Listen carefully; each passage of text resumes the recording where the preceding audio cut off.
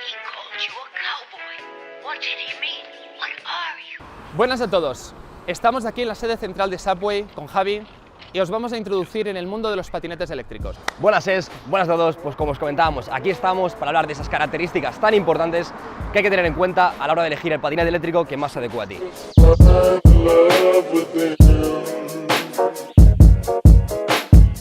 Inicialmente podemos diferenciar tres gamas, la baja, la media y la alta, de las cuales hablaremos de características como lo que es el motor, la potencia, la batería, la autonomía, el tiempo de carga, la rueda, el tipo de freno, el peso, la carga máxima y finalmente el precio.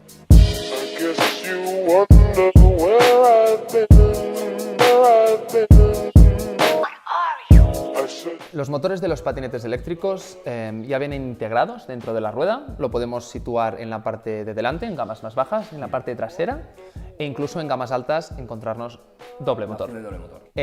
Las potencias van de 250 hasta ya miles de vatios en gama alta. Relacionado con lo que nos comentaba Cesc respecto al tema de los motores, a partir de los 250 vatios mínimos hasta unos 500 lo asociaríamos con una gama más baja. De los 500 a los 1000 aproximadamente ya con las gamas medias y de los 1000 para arriba, incluyendo el tema de los doble motores, con las gamas altas. Un aspecto muy importante con el tema de los motores es también tener en cuenta el peso del usuario. Cada motor tiene una carga máxima en ese aspecto y al final, si queremos optimizar ese rendimiento del patinete, es muy importante tener en cuenta el peso del usuario. Aparte del peso del usuario, ¿qué uso le va a dar? ¿Por dónde va a ir? Si hay muchas pendientes, pocas pendientes. Eso también es muy importante. Ahí es donde entra también el tema del doble motor, juega un papel muy importante. Al final, cuando es un terreno pues muy abrupto, tiene pendientes muy exageradas. El doble motor es básico. Un aspecto muy importante a la hora de tener en cuenta con el tema de los motores es la diferenciación de los conceptos de potencia nominal y pico de potencia máximo. Hablamos de que la potencia nominal no deja de ser la potencia real del patinete y ese pico de potencia máximo no deja de ser un punto en el que el patinete desarrolla ese pico, es capaz de llegar, por así decirlo, a ese punto de descarga de potencia, pero no es la potencia real del patinete, habiendo incluso una diferencia del doble entre una cifra y la otra. Otro aspecto fundamental del patinete eléctrico son sus baterías, pues van a determinar la autonomía. Podemos distinguir en las baterías el voltaje, que lo podemos encontrar en 36, 48, 60 o incluso voltajes superiores, y luego el amperaje, que es lo que va a determinar finalmente su autonomía. Profundizando un poco más con el tema de las baterías, hablamos de que el compuesto principal de una batería es el litio. Así a tener en cuenta con el tema de las baterías también es que su vida se mide en ciclos de carga. Cuanto tú más cargas una batería, menor capacidad pierde, más se va muriendo, por así decirlo, en ese aspecto. Entonces siempre es importante apostar un poco por la autonomía, es decir, cuanta más autonomía tenga esa batería, cuanta más capacidad tenga, menos ciclos de carga va a tener, más vida útil va a tener en este aspecto. Las baterías de litio se degradan con el paso del tiempo y el uso. Para eso aquí tenemos tres consejos muy básicos y muy importantes para su cuidado. 1. Nunca dejes tu patinete parado durante mucho tiempo. 2. En el caso de tener ese patinete parado durante mucho tiempo, haz cargas periódicas en su voltaje nominal. Y 3.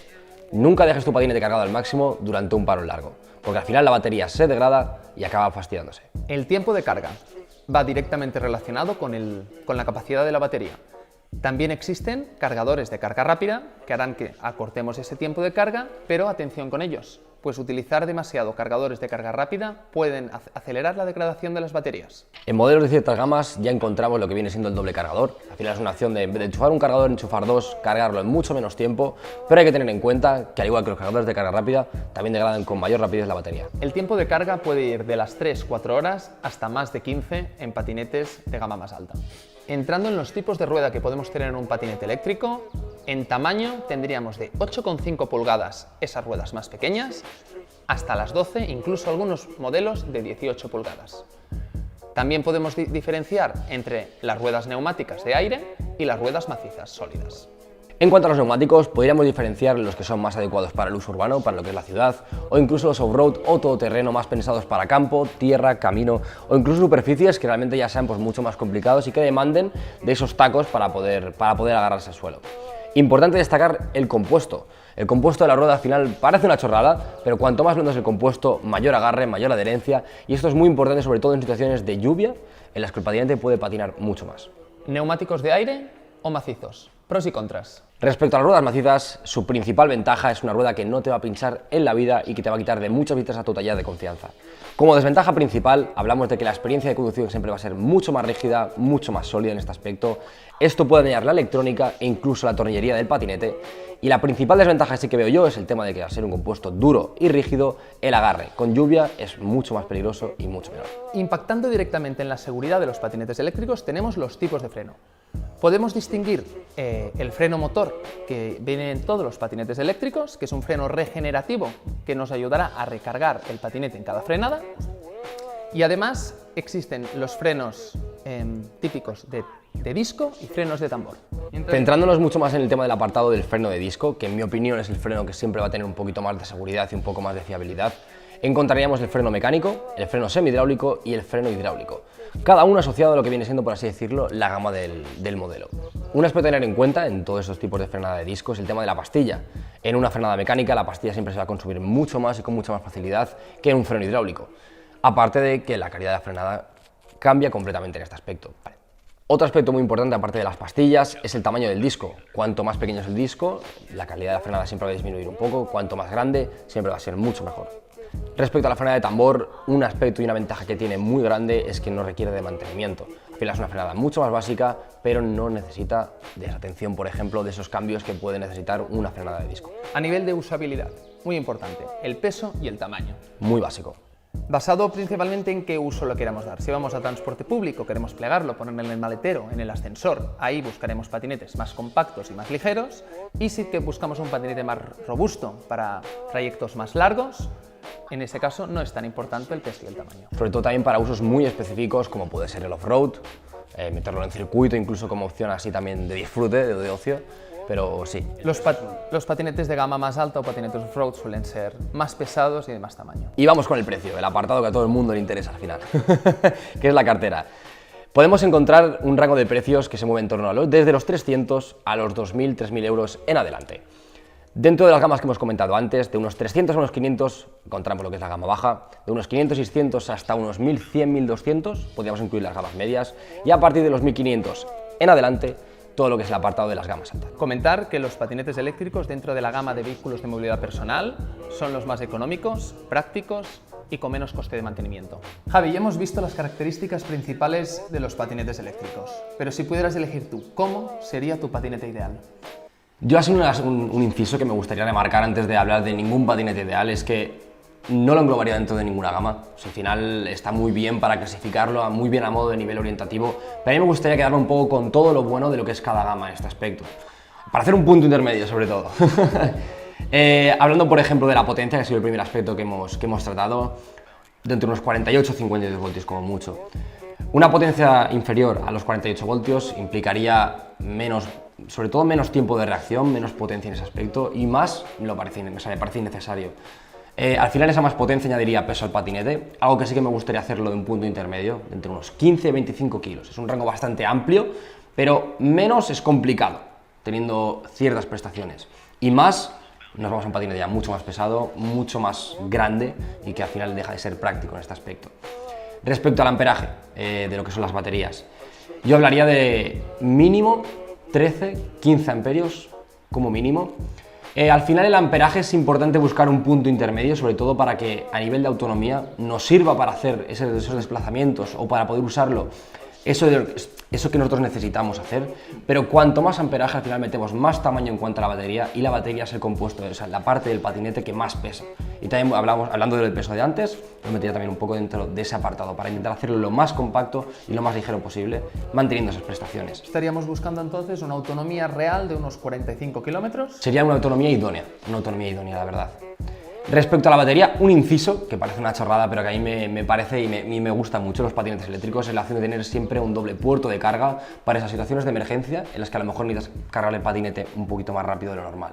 Al final es simplemente un pequeño extra, pero que me parece que marca la diferencia. Respecto al neumático, por ejemplo, neumático al 100%. Neumático de aire. Neumático de aire, tal cual. Sí, a ver, al final la maciza es una rueda que es práctica en cuanto al tema de las reparaciones, en cuanto al tema de los costos, en cuanto a la practicidad. Pero en el momento en el que hablamos de seguridad, se nos va todo un poco al traste. Al final el neumático me parece algo en lo que realmente merece la pena invertir en un patinete. Siempre es mejor buscar un neumático de un compuesto específico, buscar siempre algo que realmente cuando estés en la carretera digas, tú puedes pegar una frenada, no vayas a derrapar, el patinete te traccione y sobre todo que no resbale. Al final me parece súper importante. Acompañado ya, o aportando un poco más este apartado dentro de lo que merece la pena invertir en un patinete, yo englobaría los frenos. Mínimo la opción de un semihidráulico. El disco obviamente, pero mínimo un semihidráulico e incluso un hidráulico. Aquí siempre hay que valorar también el tema de la opción del presupuesto o del precio que nos queremos gastar en este patinete, porque al final el tema del hidráulico hace que suba mucho el precio, pero sí que es verdad que la frenada es algo básico y junto al neumático conforman básicamente la seguridad del patinete. A partir de un semihidráulico con diámetros de freno de disco por el encima diámetro de los 140, ¿entenderían? Del 140 como mínimo. Al final 140, 160 sería ideal. Sí, más es innecesario. Al final está buscando ese punto intermedio, entonces tampoco nos vamos ni para arriba ni para abajo, buscamos lo justo en ese aspecto. Y así remarcar también el tema de que es un patinete con suspensiones, sobre todo para la comodidad del usuario. Tanto delantera como trasera. Delantera y trasera. En cuanto al tipo de suspensión en concreto, eso puede variar un montón, pero la basculante, por ejemplo, es una suspensión muy cómoda en ese aspecto. A los Subway. A los Subway, por así decirlo. El problema del Subway, el tema del peso. Por eso estamos intentando buscar esas prestaciones en cuanto a la electrónica, esas prestaciones en cuanto a la parte mecánica del patinete que nos permitan bajar ese peso y hacer que sea un patinete práctico, fácil de plegar y sobre todo fácil de transportar para un usuario medio. Perfecto, Javi. Entonces, en conclusión, estaríamos ante un patinete práctico en temas de peso y tamaño, con doble motor. Me parece muy importante el tema del doble motor, por el tema al final de la velocidad de reacción. Y el tema de la seguridad sería elegir un buen neumático con un buen componente y unos buenos frenos. Unos buenos frenos, tal cual. De hecho, el tema del doble motor también se apoya mucho en esto de la seguridad, porque al final cuando estás circulando, ese mayor tiempo de velocidad de reacción que tú tienes, más seguridad es para ti. Sobre todo en un semáforo, en una rotonda o donde sea. O sea que al final, de esta conclusión me gustaría marcar el tema de la seguridad y lo práctico en un patinete. Perfecto, Javi. Muchísimas gracias. Hay que marcar ahí.